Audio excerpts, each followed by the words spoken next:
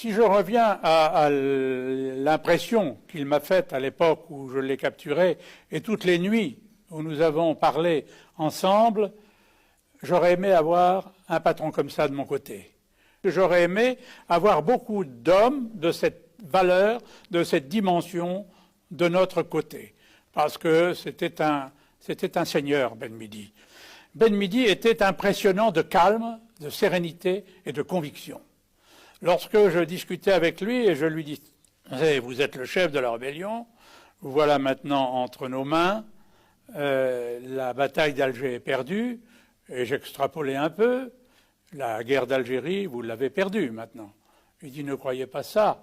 Et il me rappelait les chants de la résistance, le chant des partisans, un autre prendra ma place. Voilà ce qu'il m'a dit. Mais ceci d'une manière sereine, pas ostentatoire. C'est un homme qui était calme, serein. Je ne peux même pas dire qu'il était inquiet. Il avait déjà compris que la page était tournée pour lui. Parce que faire de Ben Midi?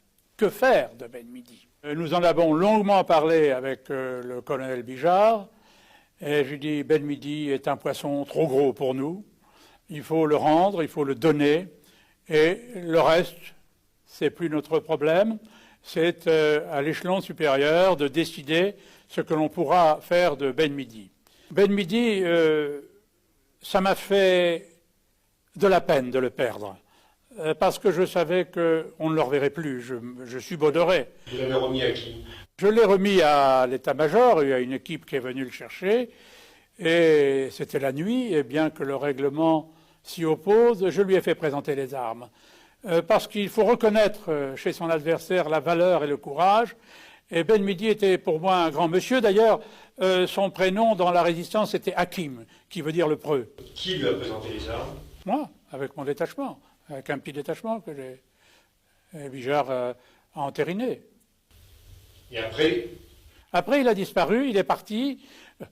Il a été remis à la justice ou dans un camp d'internement. Et j'ai appris à travers la presse, les journaux et tous les livres d'histoire que j'ai parcourus, qu'il s'était suicidé dans sa cellule le 4 mars.